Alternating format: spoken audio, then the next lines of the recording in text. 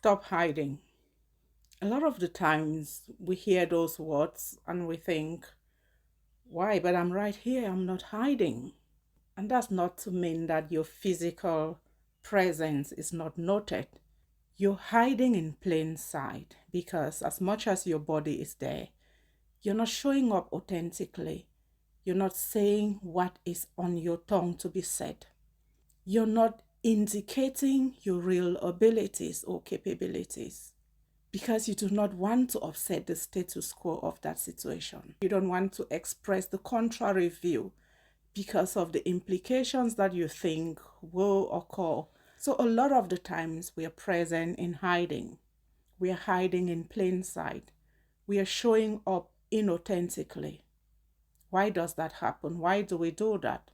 There are a few reasons why you can either hide physically or show up in hiding. And some of those are that need to be loved, because saying yes is a beautiful thing when you're pleasing, when you're in agreement.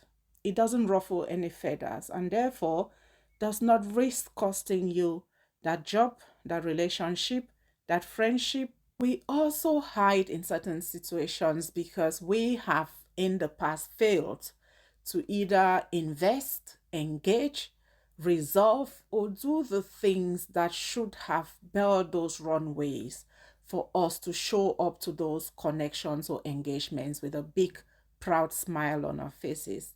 So maybe we've ruffled some feathers, we've said things that shouldn't have been said, and we haven't really had the time to resolve those things. And so we run away from those encounters because we are not bringing our best selves there. We are a bit embarrassed about how those things may go if we turn up.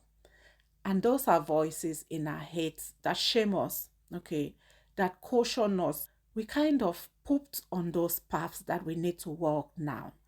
And either you have to go back and clean those poops, or you have to keep running from some of those meaningful connections. And if they are meaningful, then you really have to go back and resolve those things.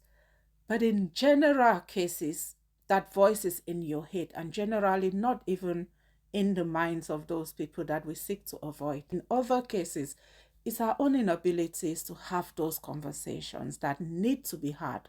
When you're unable to speak your views, to speak your mind, then you're not showing up meaningfully or actually showing up at all. You're hiding. You're hiding from that conversation. You're hiding from that connection or that engagement. In other cases, we hide because of shame, shame of what we did or didn't do, because of an internal weight that you carry around your presence in that circle. And for those reasons, you make the decision to hide, to avoid, to isolate yourself from those encounters. But hiding in this lifetime is actually devaluing not just you, but the quality of life that you end up with.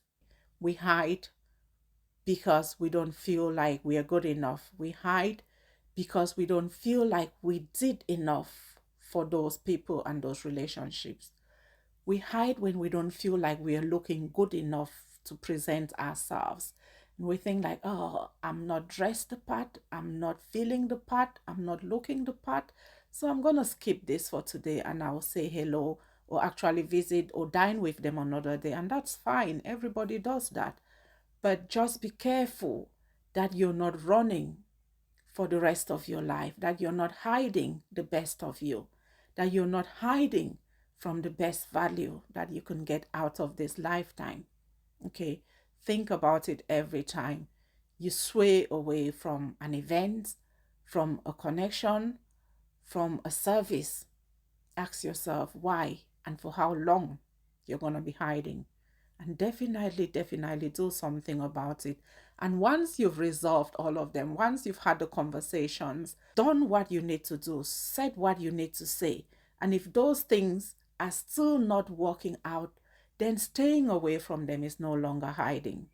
It's very important to make the choice to connect or not to connect from a place of power and never one of shame. Have a lovely day.